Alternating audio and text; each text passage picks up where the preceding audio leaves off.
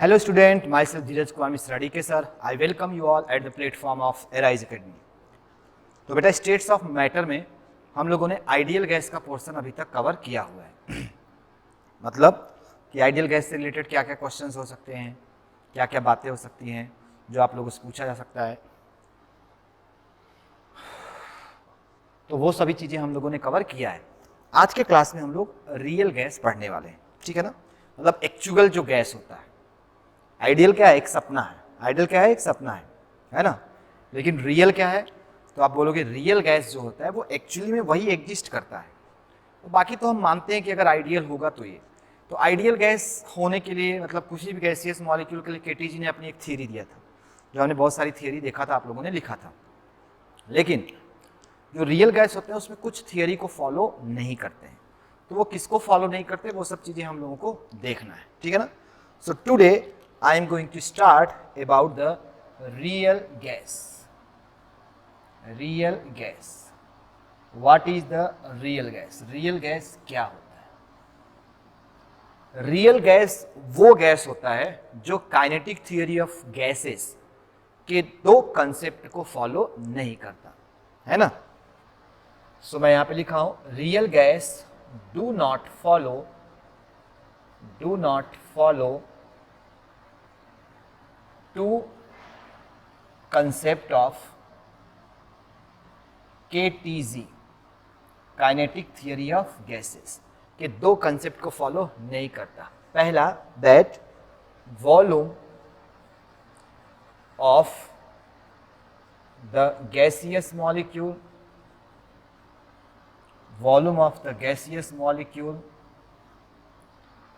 will be negligible as compared to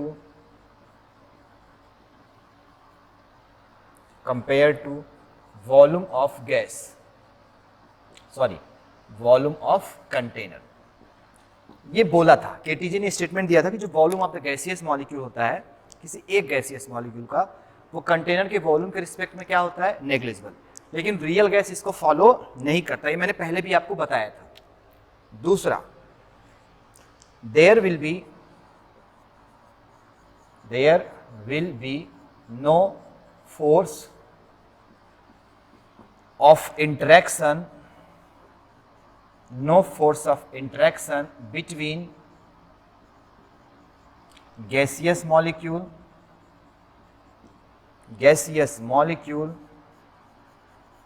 and with wall of container,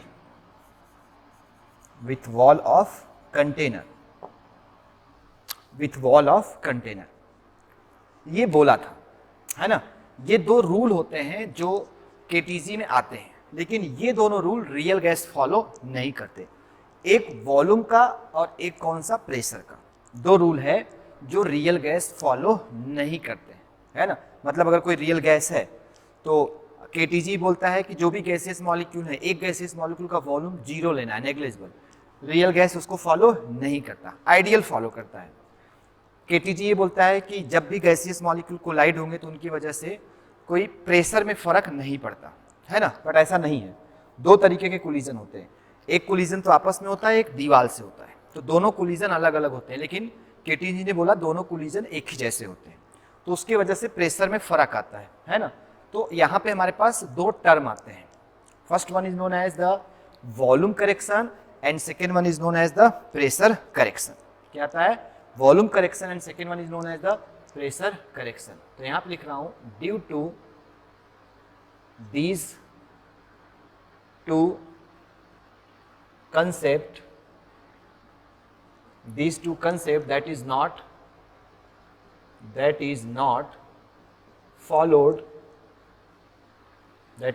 followed by real gas,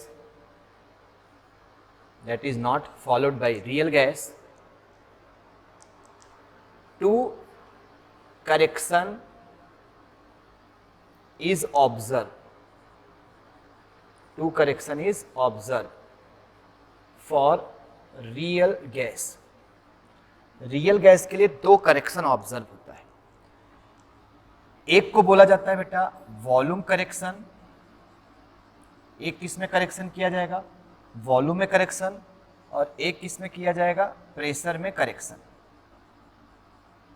है ना। Real gas के लिए दो correction हमें करना पड़ेगा, one correction is in the volume and second one is in the pressure, है ना। सो ऐसा क्यों किया जा रहा, बिकॉज क्यों किया जा रहा है बेटा, because volume of the ideal gas, volume of the ideal gas, है ना, इज ग्रेटर होता है that volume of the real gas, volume of the real gas. And second, pressure of the ideal gas जो KTG के according मिलता है, that is less then pressure of the real gas. मतलब ideal gas का जो volume होता है वो ज्यादा होता है, लेकिन जो रियल गैस का वॉल्यूम हमें मिलता है वो कम मिलता है। तो हमें वॉल्यूम को क्या करना होगा, रियल गैस के लिए डिक्रीज करना होगा, ठीक है ना। आइडियल गैस का जो प्रेशर होता है वो हमारे पास कम होता है, ठीक है ना, तो हमें इसलिए प्रेशर बढ़ाना पड़ेगा। तो हम करते क्या है, देखो, so now we are doing to done that volume of the real gas will be equal to volume of the ideal plus यहां पे वॉल्यूम करेक्शन। हम वॉल्यूम में करेक्शन वाला टर्म ऐड कर देंगे, है ना, सॉरी ये माइनस होगा क्योंकि वॉल्यूम क्या था हमारे पास आइडियल का ज्यादा, तो हमें इसको क्या करना था, कम। Next, pressure of the real gas जो होगा, pressure of the real gas that is equal to pressure of the ideal plus, है ना, प्रेशर करेक्शन। इसमें कुछ क्या करेंगे, करेक्शन करेंगे। तो ये दो करेक्शन हमारे पास रियल गैस के लिए बेटा ऑब्जर्व होते हैं। किसके लिए ऑब्जर्व होते हैं, रियल गैस के लिए। तो ये कहानी कहां से शुरू हुई, कहानी यहां से शुरू हुई कि केटीजी ने कुछ थियरी दिया गैसियस मॉलिक्यूल के लिए। उसमें दो थियरी जो है वो रियल गैस फॉलो नहीं करता, एक वॉल्यूम और दूसरा प्रेशर। ये पाया गया कि volume of the real gas जो होता है वो कम होता है, कम होता है ना, इससे आइडियल से। तो जो भी आइडियल का वॉल्यूम होगा उसमें से हमें कुछ माइनस करना होगा, तो जिसको माइनस करते हैं उसको क्या बोलते हैं, वॉल्यूम करेक्शन। ये पाया गया कि जो pressure of the ideal gas होता है वो कम होता है, रियल का ज्यादा होता है। तो अगर हमें आइडियल के वॉल्यूम को, प्रेशर को रियल के बराबर बनाना है तो हमें आइडियल के प्रेशर में कुछ ऐड करना होगा। तो यहाँ पे दो टर्म हमारे पास आते हैं, एक वॉल्यूम करेक्शन टर्म आता है और एक कौन सा टर्म आता है, प्रेशर करेक्शन, है ना। So now I am going to start in the volume correction term. So मैं सबसे पहले यहाँ पे वॉल्यूम करेक्शन टर्म के बारे में समझना चाहता हूँ, है ना, कि वॉल्यूम करेक्शन किया कैसे जाता है बेटा। बहुत ध्यान से देखना सभी लोग। मान लो हमारे पास यहाँ पे दिया गया एक गैसियस मॉलिक्यूल का एटम, ये दिया गया, और ये किसी सेम गैसियस मॉलिक्यूल का दूसरा एटम है बेटा, है ना। दो एटम हमारे पास दिए हुए, ये क्या है, so this one is the gaseous molecule, और ये दोनों जब एक साथ प्रेजेंट हैं तो इस तरीके का एक स्फीयर बनता हुआ दिखाई दे रहा है, ठीक है ना। देखो यहां से यहां तक का जो रेडियस है ये, और ये कितना है, आर है, और यहां से यहां तक का भी जो रेडियस है वो कितना है, आर है। तो ये दोनों रेडियस यहां से यहां तक का अगर पूछा जाए तो वो कितना हो जाएगा बेटा, 2r, है ना। यहां से यहां तक का हो जाएगा 2r, मतलब ये जो हमारे पास दिया हुआ है, ठीक है ना, इसका रेडियस अगर पूछा जाए तो ये कितना हो गया, 2r। तो जब दो हमारे पास गैसियस मॉलिक्यूल, ये फर्स्ट है और ये क्या है, सेकेंड है, दो गैसियस मॉलिक्यूल हमारे पास प्रेजेंट होंगे, है ना। जब भी दो गैसियस मॉलिक्यूल हमारे पास प्रेजेंट होंगे बेटा, तो उनके बेसिस पे आप ये देख के बोल सकते हो कि वो इतना स्पेस ऑक्युपाई कर रहे हैं, है ना। देखो इतना स्पेस वो लोग ऑक्युपाई कर रहे हैं, आप इसको देख सकते हो। ये पूरा का पूरा जो स्पेस है ये ऑक्युपाई करें, these are known as the excluded volume. इसको क्या बोलते हैं हम लोग, so this one is known as the excluded volume. ये पूरा वॉल्यूम क्या है बेटा, this one is the excluded volume. ये क्या होता है, so this one is known as the excluded volume. ये जो मैंने एरिया लगाया that is known as the excluded volume. So ये वाला एरिया है, इसको बोलते हैं excluded volume, excluded volume. Excluded volume का मतलब क्या होता है?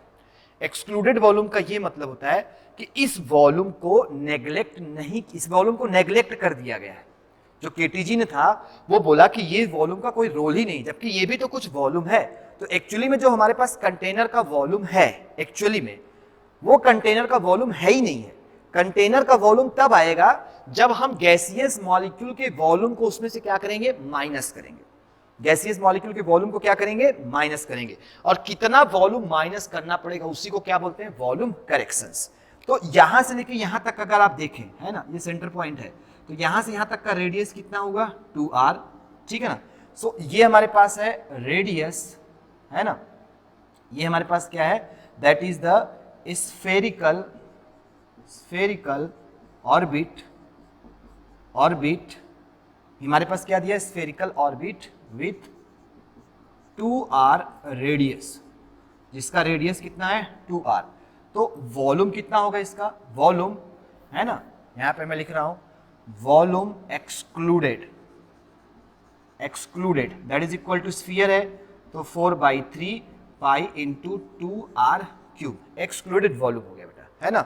सो मैं लिखूंगा वॉल्यूम एक्सक्लूडेड का मतलब जिसको छोड़ा गया है, पर मॉलिक्यूल, क्योंकि ये 2 मॉलिक्यूल की वजह से एक्सक्लूडेड वॉल्यूम आया है, तो पर मॉलिक्यूल के लिए कितना हो जाएगा, 1/2 into 4/3 pi into 2r cube. ये हमारे पास आ गया, इसको मैं सॉल्व करता हूं। सो मैंने लिखा volume excluded that is the per molecule, है ना बेटा, per molecule it is equal to, क्या लिख दिया जाए इसको, 4 से 2 हो गया, 2 2 8 इंटू 4, तो मैं इसको लिख देता हूं 1/2 into 8 into 4/3 pi r cube. ये आ गया बेटा हमारे पास, ठीक है ना। So volume per molecule that is excluded is equal to 4 into 4/3 pi r cube, 4 into 4/3 pi r cube. इतना पहले सभी लोग नोट करिए जो हमारे पास लिखा गया है ना, कि जो वॉल्यूम एक्सक्लूड किया गया पर मॉलिक्यूल, जिसको छोड़ दिया गया, वो वॉल्यूम कितना है, तो वो वॉल्यूम है 4 इंटू 4/3 पाई r क्यूब। क्या लिखा है, 4 इंटू 4/3 पाई r क्यूब। तो मैं लिख रहा हूं बेटा वॉल्यूम, है ना,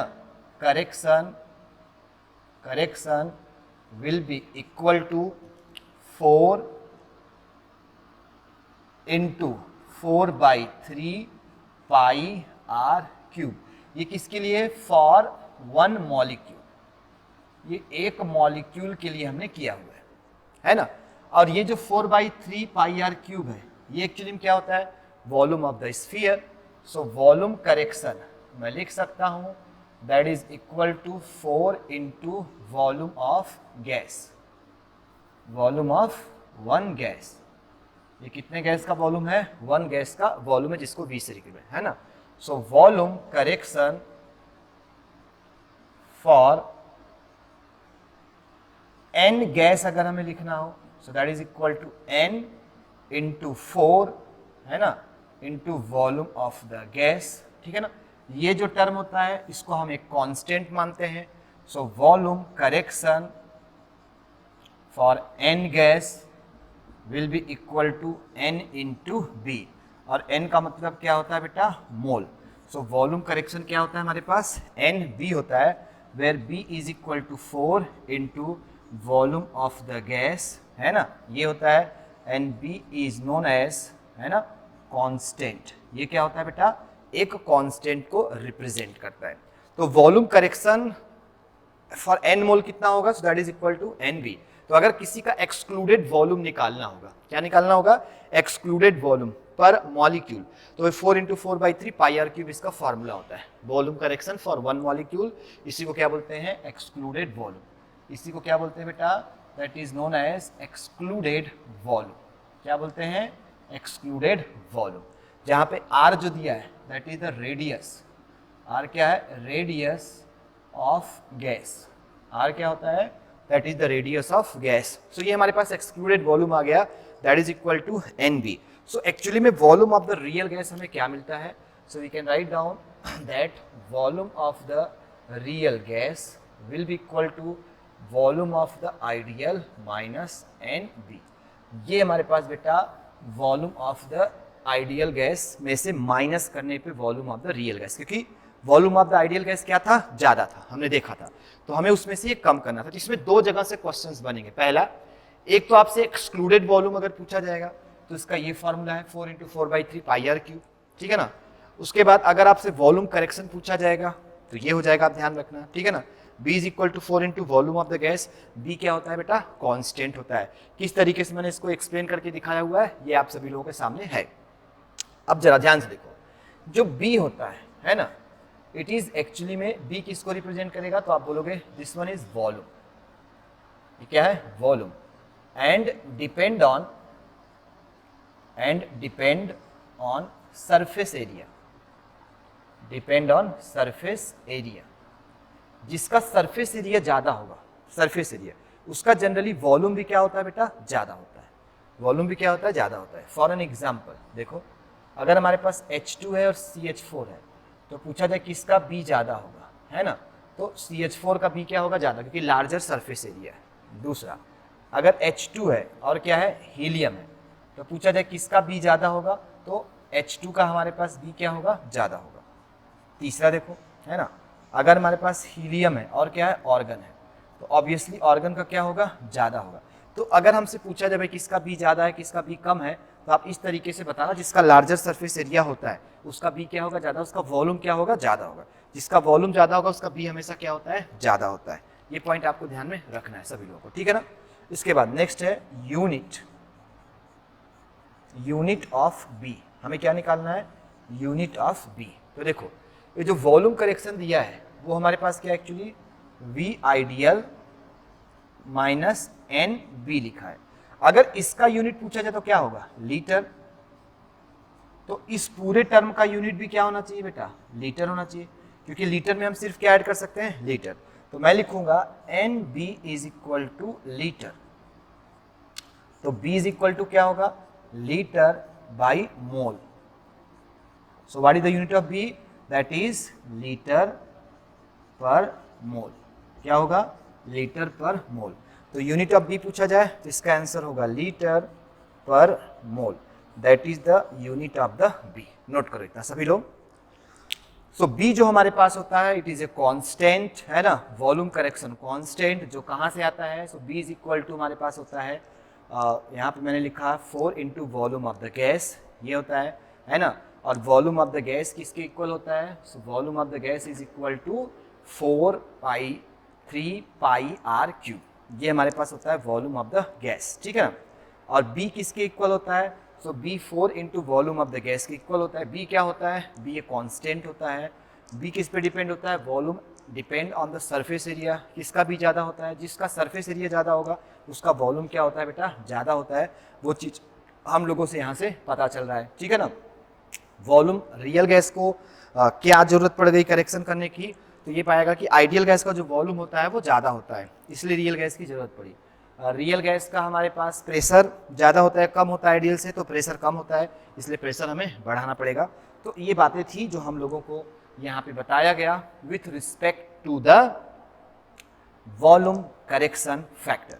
किसका रिस्पेक्ट में है ये, so this one is with respect to the volume correction factor. तो बाबा वॉल्यूम से रिलेटेड इतनी बातें थी, वॉल्यूम करेक्शन से रिलेटेड, जिसमें एक्सक्लूडेड वॉल्यूम आपको याद रखना है। अगर एक्सक्लूडेड वॉल्यूम पूछा जाए कैसे निकालना है, तो उसका फॉर्मूला हमारे पास लिखा हुआ है, रेडियस ऑफ द स्फीयर दिया होगा, आप radius of the sphere apply करिए, है ना, और उसके बेसिस पे क्वेश्चन को सॉल्व कर सकते हैं, ठीक है। चलो बाबा नेक्स्ट देखते हैं। अब नेक्स्ट हमारे पास क्या है, so next one is pressure correction. Pressure correction, pressure correction की जरूरत क्यों पड़ी, पहली बात, है ना, what is the need to correct the pressure. मान लो हमारे पास ये दिया है कंटेनर, ध्यान से देखो बेटा, और इस कंटेनर में हमारे पास क्या है, लिक्विड प्रेजेंट है ना, मतलब हमारे पास गैसियस मॉलिक्यूल है इस टाइप से। अब जरा ध्यान से देखो, मान लो हमारे पास एक गैसियस मॉलिक्यूल यहाँ पे है और एक गैसियस मॉलिक्यूल यहाँ पे है। बेटा जो ये वाला गैसियस मॉलिक्यूल है ना, इसके चारों तरफ क्या है, गैसियस मॉलिक्यूल प्रेजेंट है। इसके चारों तरफ क्या है, गैसियस मॉलिक्यूल, लेकिन इसके चारों तरफ गैसियस मॉलिक्यूल नहीं है। तो देखो इस पे इसके वजह से प्रेशर लगेगा, इसके वजह से, इसके वजह से, इसके वजह से, इसके साथ कोलिजन होगा। लेकिन यहाँ पे इसके वजह से, इसके वजह से, इसके, तो एक साइड से इस पे बेटा प्रेशर क्रिएट नहीं हो रहा है, एक साइड से प्रेशर। तो क्या बोला था केटीजी ने कि ये दीवार से भी जब टकराएगा तो उतना ही प्रेशर क्रिएट करेगा जितना गैसियस मॉलिक्यूल के। दोनों पॉसिबल नहीं है। जब गैसियस मॉलिक्यूल का कोलिजन होगा तो प्रेशर कुछ और होगा, लेकिन वही गैसियस मॉलिक्यूल अगर वॉल से टकराएगा तो उसका प्रेशर डिफरेंट होगा। तो जब वॉल से टकराएगा तो प्रेशर कम होता है प्रेशर क्या हो जाता है, कम होता है। तो प्रेशर एक्चुअली में जो रियल गैस का हमारे पास आना चाहिए, रियल गैस का हमारे पास आना चाहिए, है ना वो प्रेशर ज्यादा होना चाहिए। प्रेशर क्या होना चाहिए, ज्यादा होना चाहिए। इन्होंने क्या बोला कि प्रेशर एग्जर्ट करेगा ही नहीं, बोला वाल से जब टकराएगा तो कोई प्रेशर करेक्ट करेगा ही नहीं। तो इस वजह से प्रेशर को करेक्शन करना पड़ा, है ना तो प्रेशर करेक्शन टर्म कैसे रिप्रेजेंट किया जाता है, so pressure correction is directly proportional to N/V into N/V। जब भी प्रेशर होगा तो N number of mole per unit volume के हिसाब से उनका कोलिजन हमेशा किया जाएगा। तो ये मैंने क्या लिखा, कोलिजन के लिए कम से कम 2 मॉलिक्यूल चाहिए, कम से कम 2, तो 2 का हमने कोलिजन किया per unit volume of the N mole, per unit volume of the N मोल, है ना। सो pressure correction is directly proportional to n square divided by v square, that is represented by pressure correction is equal to a n square divided by v square। यहाँ पे ये term हमारे पास लिखा गया, where a जो यहाँ पे होता है that is known as the force of interaction constant, और इसी को बुलाता है wonder wall force constant. Generally जो हमारे पास गैसियस मॉलिक्यूल होते हैं, है ना, गैसियस मॉलिक्यूल होते हैं वो नॉन पोलर के फॉर्म में बिहेव करते हैं, या इसी को बोलते हैं force of attraction. Force of attraction क्या बोलते हैं, फोर्स ऑफ अट्रैक्शन। ठीक है बेटा, तो हमारे पास ये आ गया। So now what is the volume of the real gas, क्या होगा, that is volume of the ideal plus, क्योंकि इसको बढ़ाना है तो हो जाएगा an square divided by v square, है ना। जहां पे a के बारे में आपको पता चल गया, n का मतलब क्या है, नंबर ऑफ मोल, और v का मतलब क्या है, so this one is the volume of container. ये क्या है बच्चा, सो this one is the volume of the container. ये वॉल्यूम ऑफ द कंटेनर को रिप्रेजेंट करेगा और n किसको रिप्रेजेंट करेगा, नंबर ऑफ मोल को। तो हमारे पास volume of the real gas आ गया और volume of the ideal gas भी आ चुका है। ठीक है ना। अब देखो ये हमारे पास a जो दिया है ना, सबसे पहले हम निकालते हैं यूनिट ऑफ a का यूनिट क्या होगा बेटा। तो ध्यान से देखो हमारे पास है यहाँ पे, एक सेकेंड, ये वॉल्यूम नहीं है यार, ये प्रेशर है। Pressure of the real is equal to pressure of the ideal, ठीक है ना। Pressure of the real is equal to pressure of ideal plus an square divided by v square. Unit of a का unit कैसे निकालेंगे, तो ध्यान से देखो, ये दिया है pressure of the ideal plus an square divided by v square. अच्छा, इसका अगर प्रेशर एटमॉस्फेयर है तो इसका भी प्रेशर क्या होगा बेटा, एटमॉस्फेयर ही होगा, क्योंकि प्रेशर में हम क्या ऐड करेंगे, प्रेशर। अगर एक प्रेशर का यूनिट आपके पास दिया हुआ है एटमॉस्फेयर, तो दूसरे प्रेशर का यूनिट भी क्या होगा, एटमॉस्फेयर। तो हम लिखेंगे an square divided by v square, that is atmosphere. इसका यूनिट क्या होगा, एटमॉस्फेयर। हमें a का यूनिट निकालना है, यूनिट ऑफ a। तो देखो कैसे लिखेंगे, हम लिखेंगे यहाँ पे that a into mole square divided by volume का यूनिट क्या होगा, litre square, it is equal to atmosphere. So a is equal to क्या होगा, atmosphere litre square per mole square. ये हमारे पास क्या आ गया, यूनिट ऑफ a आ गया। तो ये चीज आपको ध्यान में रखना है, है ना, जब भी ये सब क्वेश्चंस पूछा जाएगा। जैसे आपने अभी यूनिट ऑफ बी लिखा था, तो बी का यूनिट हमने क्या लिखा, वॉल्यूम पर लीटर पर मोल। इसका यूनिट क्या लिखा, एटमॉस्फेयर लीटर स्क्वायर पर मोल, है ना। ये हमारे पास कैसे निकाला जाएगा वो आपने देखा। तो ये सब छोटी छोटी बातें हैं, लेकिन आप सभी लोगों को ये ध्यान में रखना होगा, है ना। तो मैंने आपको प्रेशर करेक्शन बताया और आपको साथ में क्या बताया, वॉल्यूम करेक्शन बताया।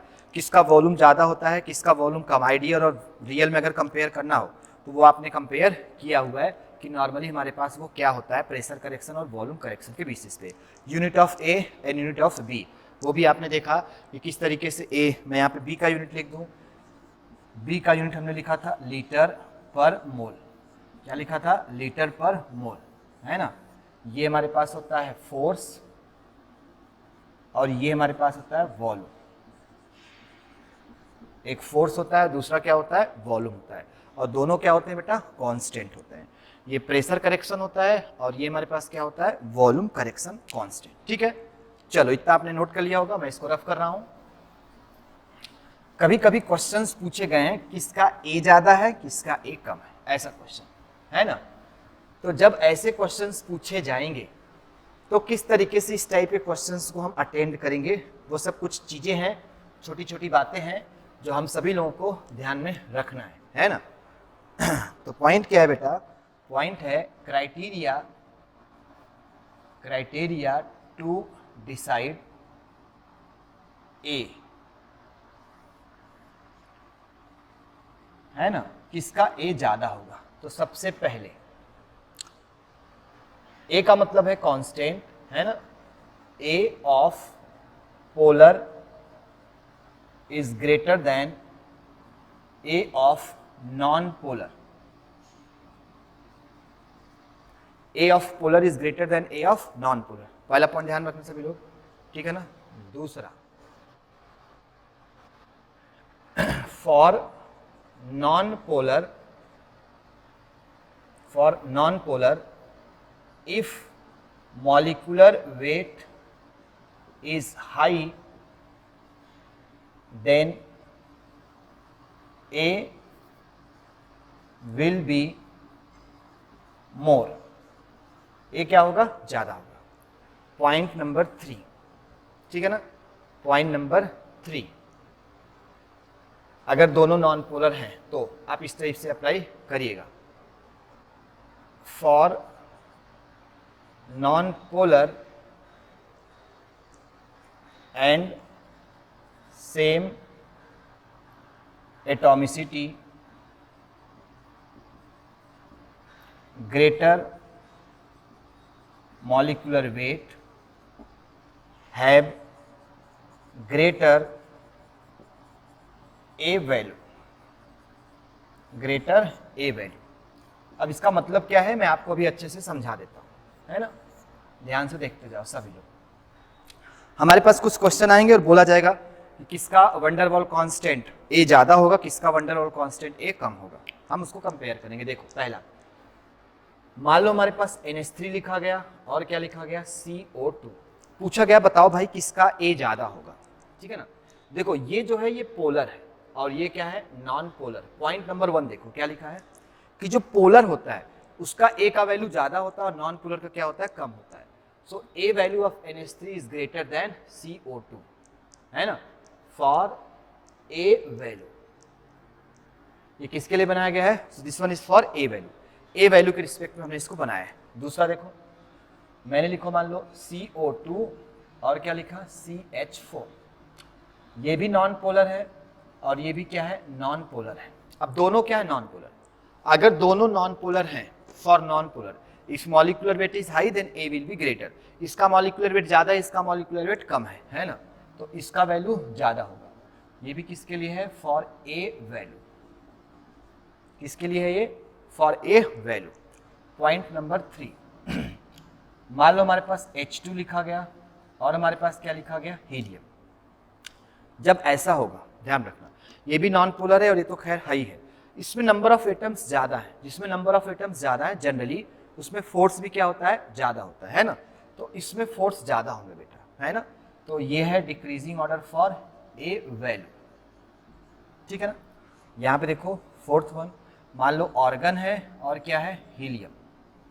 अब ये भी सेम एटम है, एक एक एटम दोनों में दिया हुआ है, तो एटम तो बराबर हुआ भाई। यहाँ पे पोलर नॉन पोलर था, यहाँ पे दोनों नॉन पोलर था, नॉन पोलर दोनों था तो मॉलिक्यूलर वेट। यहाँ पे 2 एटम, यहाँ पे 1 एटम, जिसमें एटम ज्यादा होगा उसका वैल्यू ज्यादा होगा। यहाँ पे दोनों में एक एक एटम, जब दोनों में एक एक एटम है, जिसका मॉलिक्यूलर वेट ज्यादा होगा उसका ये वैल्यू ज्यादा होगा। तो मॉलिक्यूलर वेट किसका ज्यादा है, AR का, तो ये हो गया फॉर ए वैल्यू, है ना। ये किस पे बेस्ड है, तो ये है based on polar and non polar. ये पोलर और नॉन पोलर पे बेस्ड था, ठीक है ना। सेकेंड किस पे बेस्ड है, बेस्ड ऑन नॉन पोलर, ये नॉन पोलर पे बेस्ड था। ये किस पे था, this one is based on atom. ये किस पे बेस्ड था, तो ये एटम पे बेस्ड था। ये पोलर एंड नॉन पोलर पे बेस्ड था, ये पोलर एंड नॉन पोलर पे। और ये for a value based on molecular weight, ये किस पे बेस्ड है, so this one is based on the molecular weight. तो आई होप अगर ऐसा कोई क्वेश्चन पूछा जाए तो आप लोग ध्यान में रखना, है ना। बट एक एक्सेप्शनल है जो आपको ध्यान में रखना है। क्या एक्सेप्शन है, देखो, नाइट्रोजन एंड ऑक्सीजन में ए वैल्यू किसका ज्यादा होता है, नाइट्रोजन का, बट होना किसका चाहिए, ऑक्सीजन का, है ना। तो A value of nitrogen is greater than क्या होगा, ए वैल्यू ऑफ ऑक्सीजन। ये पॉइंट आपको ध्यान में रखना है, एक एक्सेप्शनल केस है, अगर ऐसा पूछा जाए तो आपको ध्यान में रखना है। तो चलो यार कम से कम इतना तो पता चल गया ना कि ए वैल्यू किसका ज़्यादा है, ए वैल्यू किसका कम है। अगर हमें ये कंपेयर करना हो तो हम बता सकते हैं, यूनिट बता सकते हैं। ये सब कुछ पॉइंट्स था जो आप सभी लोगों को ध्यान में होना चाहिए। अगर इसके क्वेश्चंस पूछे जाएंगे तो आप सभी लोगों को कम से कम एक आइडिया तो है कि जो डीके सर ने बताया है वो किस तरीके से हम कैलकुलेट करेंगे, है ना। तो इसको मैं रफ कर रहा हूँ, इतनी बातें आप जो है वीडियो को पॉज करके नोट कर लीजिएगा। ये सब क्वेश्चंस हैं जो एग्जाम में पूछे जा सकते हैं। अगर क्वेश्चंस पूछे जाएंगे तो आप सभी लोगों को इसका आंसर मालूम होना चाहिए, ठीक है ना। तो मैंने अभी तक क्या क्या पढ़ लिया सब यहाँ पे नोट करने वाला हूँ। देखो अभी तक मैंने पढ़ लिया, सबसे पहले that excluded volume, excluded volume अगर हमें ये निकालना होगा, इसको किससे रिप्रेजेंट करते हैं, B से, that is equal to 4 into V, है ना। ये पे 4 into volume of a gas, ये वॉल्यूम ऑफ ए गैस होता है, ठीक है ना। That is equal to 4 into 4/3 pi r cube. ये हमारे पास था पहला। दूसरा हमने लिखा यहाँ पे volume of the real gas, that is equal to volume of the ideal minus n into B, where n का मतलब क्या होता है, मोल, ठीक है ना। पॉइंट नंबर 3 हमने लिखा है यहाँ पे बेटा, point number 3 that is pressure, है ना, correction,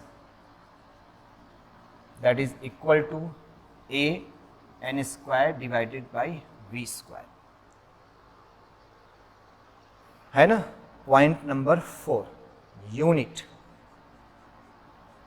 sorry, pressure of the real gas, that is equal to कितना होगा, प्रेशर ऑफ द आइडियल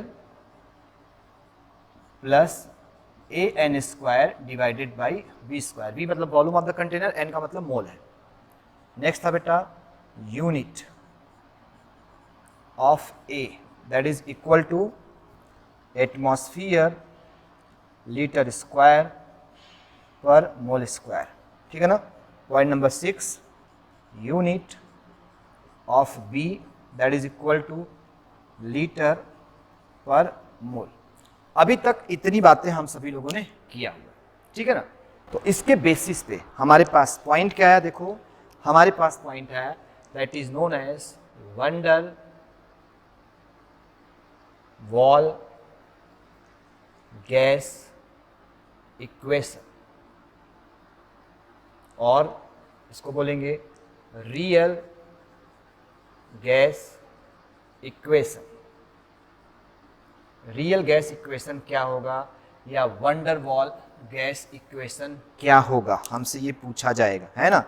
तो ये होगा बेटा P plus A N square divided by V square into V minus N B that is equal to N R T.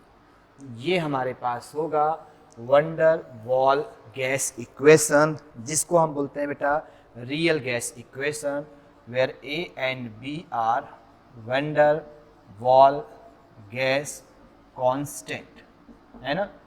N का मतलब क्या है बेटा मोल, वी का मतलब क्या है बेटा volume of container, volume of container, R का मतलब क्या है बेटा गैस कांस्टेंट, है ना, 0.0821 लीटर एटमॉस्फेयर पर केल्विन पर मोल,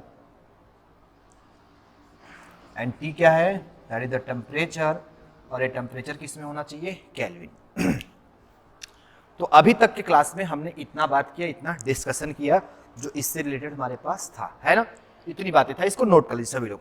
आइडियल गैस था, उसका इक्वेशन अलग था, है ना, PV is equal to NRT. लेकिन अगर रियल गैस की बात की जाए तो ये रियल गैस का इक्वेशन होता है that P plus A N square divided by V square into V minus N B that is equal to N R T. तो ये आइडियल गैस रियल गैस के लिए, और आइडियल गैस का PV is equal to NRT होता है, इसमें difference है। ये दोनों चीज़ें हमें ध्यान में रखनी है कि अगर इससे रिलेटेड बातें की जाए, इससे रिलेटेड क्वेश्चंस पूछा जाए तो किस तरीके से कर सकते हैं। मैंने स्टेट्स ऑफ मैटर आपको इस तरीके से पढ़ाया है कि क्वेश्चंस कहीं से भी पूछा जाएगा, है ना, आप आराम से क्वेश्चंस अटेंड कर सकते हो। मैंने आपको बोला आप आराम से घर पे बैठो, पढ़ाई लिखाई करो, टेंशन मत लो किसी चीज़ का, है ना। क्लासेस के बारे में आप लोग टेंशन कभी मत लीजिएगा बेटा, हम आपको ईमानदारी से हर चीज़ काम कर रहे हैं, दे रहे हैं आपको। अब आप हमारे साथ कितना जुड़ते हो, आप हमारे साथ कितना एक्टिव है, ये आप पे डिपेंड करता है। मान लो हम आपको पढ़ाए जा रहे लेकिन आप अगर नहीं पढ़ोगे तो फिर आपका फ्यूचर आपके हाथ में होगा बेटा, कोई कुछ नहीं कर सकता। सो आपका भी कुछ ना कुछ रिस्पॉन्सिबिलिटी है, और उसको आपको घर पे बैठ के अच्छे से पढ़ाई लिखाई करते हुए चीज़ों को मेंटेन करना है। अगर उसको आप मेंटेन नहीं कर पाते हो तो फिर आपकी गलती है, आपकी मिस्टेक है, और आप उसके लिए रिस्पॉन्सिबल होगे, है ना। देखो CBSE बोर्ड के एग्जाम तो टल गए, आप सभी लोगों को मालूम है ना, टल गए मतलब पोस्टपोन्ड हो गए अभी तक। लेकिन जो हमारे पास 12th के बच्चे हैं वो अपना नीट के एग्जाम पे फोकस करें, क्योंकि नीट के एग्जाम में ऐसा कुछ होगा भी नहीं, क्योंकि नीट का एग्जाम बेटा अभी बहुत दिन बाद है, अगस्त में, तो नीट का एग्जाम तो होगा ही होगा, उसमें कोई चेंजिंग होने वाला नहीं है, ये आप सभी लोग ध्यान में रखिएगा। तो ये मत सोचिएगा कि नीट का एग्जाम भी बदल जाएगा, ऐसा कुछ भी नहीं होगा। तो नीट के एग्जाम के लिए आप लोग निश्चिंत रहिए, बस एग्जाम की तैयारी करिए और अच्छे से हमारे साथ लगे रहिए।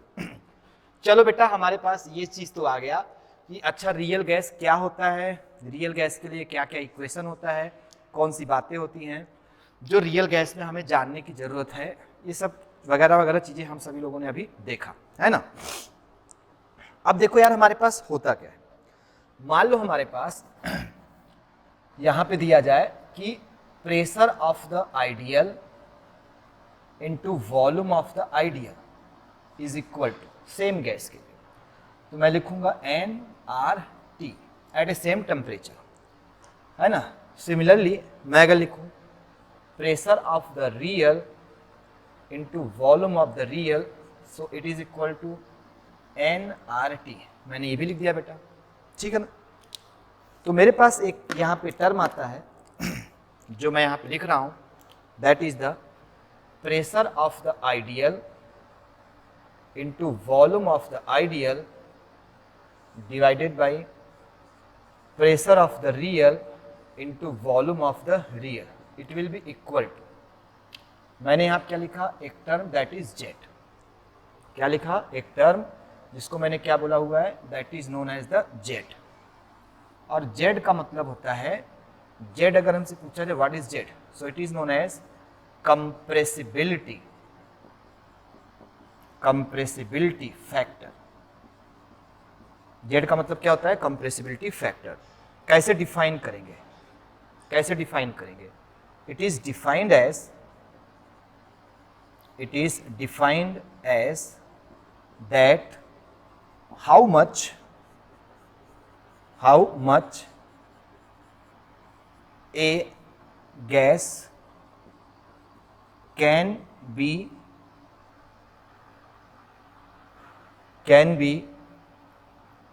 deviate or compressed with respect to ideal gas, इसका मतलब होता है जेड का मतलब कंप्रेसिबिलिटी फैक्टर का मतलब, मान लो कोई हमारे पास रियल गैस है, अब रियल गैस को हमें आइडियल बनाना है तो उसको हम कितना कंप्रेस कर सकते हैं, है ना। या ऐसे दूसरे शब्दों में सोचो कि ये रियल की लाइन है, ये किसकी लाइन है, रियल, मतलब ये अच्छा स्टूडेंट है। कुछ स्टूडेंट जो है इससे भी ऊपर है, मतलब सॉरी ये एक आइडियल बच्चा है, कुछ स्टूडेंट जो है जो इससे भी ऊपर जा रहे हैं, कुछ स्टूडेंट जो है इससे भी नीचे जा रहे हैं, है ना। तो इस टाइप के टर्म को हम जेड के टर्म से रिप्रेजेंट करते हैं। तो जो जेड एक्सट्रीम होता है वो कंप्रेसिबिलिटी फैक्टर होता है, मतलब हम किसी भी गैसियस मॉलिक्यूल को अच्छे से कंप्रेस कर सकते हैं कि नहीं कर सकते हैं, कंप्रेस करके उसको आइडियल के बराबर हम ला सकते हैं कि नहीं, उसी को क्या बोलते हैं, कंप्रेसिबिलिटी फैक्टर, उसको हम क्या बोलते हैं, जेड बोलते हैं। और जेड को निकालने का फॉर्मूला क्या है, तो हमने लिखा Z is equal to ideal into pressure of the ideal into volume. बहुत सारे फॉर्मूले हमारे पास जेड के आने वाले हैं, है ना। कौन कौन से फॉर्मूले देखो, सबसे पहला case number one, if pressure of the real it somehow is equal to pressure of the ideal, then Z will be equal to volume of the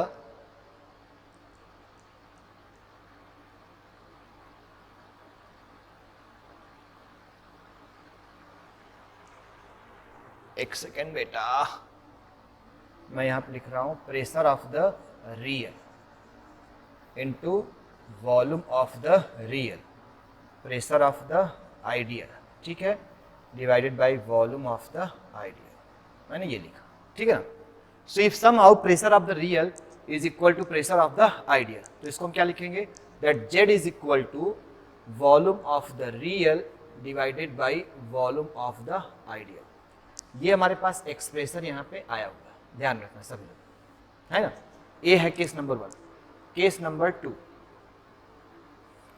to, Z is equal to PVM divided by nRT। ये भी क्या होता है, ये भी एक Z का ही formula है। M का मतलब क्या होता है, मोलर, M का मतलब क्या होता है, मोलर वॉल्यूम, ठीक है ना। तो Z निकालने का ये भी फॉर्मूला है, Z निकालने का ये भी फॉर्मूला है, Z निकालने के बहुत सारे फॉर्मूले हमारे पास हो सकते हैं। जब इस टाइप का फॉर्मूला आएगा तो हम कैलकुलेट कर सकते हैं, ये पॉइंट ध्यान में सभी लोग रखना। जो मेरे पास यहाँ पे लिखा गया that Z is equal to PVM divided by nRT, है ना। देखो इसके बाद अगर आपके पास लिखा जाए case number 3 that if Z is equal to 1, क्या लिखा गया, Z इज इक्वल टू 1, हमारे पास ये लिखा गया है ना। तो इसको बोलेंगे ideal gas, this one is ideal gas, ये क्या होगा, ideal gas.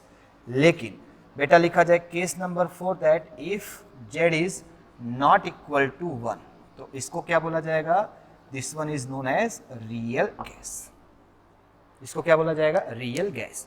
Z is equal to 1 को बोलेंगे आइडियल गैस, और Z इज इक्वल टू 1 अगर नहीं है तो उसको क्या बोलते हैं, रियल गैस हम लोग बोलते हैं। ये पॉइंट आप सभी लोगों को ध्यान में रखना है ना। पहले इतना नोट करो जो मैंने लिखा हुआ है, Z क्या है, रेशियो है, किसका रेशियो है, volume of the real divided by volume of the ideal का। Z is equal to PVM divided by nRT भी हम लिख सकते हैं बेटा, ठीक है ना। If Z is equal to 1 so ये आइडियल गैस होगा, if Z is not equal to 1 it is real gas. Z का मतलब क्या होता है, कंप्रेसिबिलिटी फैक्टर। और बहुत सी बारी बातें हैं जो हमें Z के बारे में करना है। Z का मतलब क्या है, कंप्रेसिबिलिटी फैक्टर, जो रेशियो होता है volume of the real divided by volume of the ideal का, है ना। इससे बातें कुछ हैं हम लोगों को रिलेटेड जो करनी है और ध्यान में रखना है। चलो ठीक है, तो इतना पॉइंट तो हमारे पास क्लियर हुआ बेटा, है ना। अब इससे क्या क्या बातें हमें जो करना है, सो ध्यान से देखो। हमारे पास यहाँ पे दिया गया Z, है ना, और Z की मैं 3 वैल्यू लिखने वाला हूँ। कौन कौन सा, सबसे पहला मैंने Z का वैल्यू लिखा that if Z is less than 1, क्या लिखा, Z इज लेस देन 1। दूसरा if Z is greater than 1, ये 2 हो गया। और तीसरा मैंने क्या लिख दिया, so third one is if Z is equal to 1। अगर जेड लेस देन 1 हुआ बेटा, क्या हुआ, लेस देन 1, तो इसको बोलेंगे हम लोग negative deviation from ideal. Ideal gas से नेगेटिव डेविएशन हुआ, है ना। अगर जेड ग्रेटर देन 1 है तो इसको बोलेंगे हम positive deviation from ideal. Ideal से क्या है, पॉजिटिव डेविएशन। और Z is equal to 1, so this one is known as ideal gas. इसको क्या बोलेंगे, ideal gas. Point number 2, negative deviation from ideal gas. Z की वैल्यू क्या होगा, लेस देन 1। जेड का value greater than 1, positive deviation. Z का value equal to 1, ideal gas. ये होगा, ठीक है ना, ध्यान रखना। जब जेड लेस देन 1 होगा बेटा, क्या होगा, जेड लेस देन 1, तो ये होगा इट इज हाईली कंप्रेस्ड। इसको हम हाईली कंप्रेस्ड कर सकते हैं, इसको बहुत कंप्रेस्ड कर सकते हैं। लेकिन यहां क्या लिखेंगे, difficult to compress. Difficult to compress, इसको कंप्रेस करने में बहुत डिफिकल्टी होगी। लेकिन z is equal to 1, so compress not possible to compressed. इसको कंप्रेस नहीं किया सकता। किसको कंप्रेस नहीं किया सकता, आइडियल को। आइडियल ना तो पॉजिटिव दिखाएगा ना तो नेगेटिव दिखाएगा। पॉइंट नंबर 3, जब z की वैल्यू लेस देन 1 होगी, क्या होगी, z की वैल्यू लेस देन 1। जब भी z की वैल्यू क्या होगी बेटा, लेस देन 1 होगा, इसका मतलब इसको हम कंप्रेस कर सकते हैं। जब ये कंप्रेस कर सकते हैं तो ये होगा लो प्रेशर। ये कब होगा, हमेशा एट लो प्रेशर। और इसके बारे में बात की जाए तो एट हाई प्रेशर। ये कब होगा, at high pressure. Not possible to compress at any pressure. At any pressure, अगर कोई आइडियल है तो उस पर कोई मतलब होगा ही नहीं, ठीक है ना, ध्यान रखना। यहां पे देखो यहां पे हमारे पास जो वॉल्यूम होगा बेटा, क्योंकि आपने जेड क्या लिखा है, लेस देन 1। अभी देखो आपने लिखा था, याद करो, PVM divided by NRT, that is equal to क्या था, जेड। मालूम मैंने लिख दिया PVM डिवाइडेड बाई NRT और that is less than 1 because Z is less than 1, मैंने यहाँ पे लिखा हुआ। तो अगर जेड लेस देन 1 होगा तो जो VM होगा, है ना, that is equal to NRT divided by P। ये भी क्या होगा, लेस देन 1। तो वॉल्यूम क्या होगा, 22.4 लीटर से क्या होगा, कम होगा STP का, जब भी कंडीशन हमारे पास होगा। तो यहाँ पे लिखेंगे volume of real will be less than 22.4 litre at STP condition. STP condition पे 22.4 लीटर से क्या होगा, कम होगा।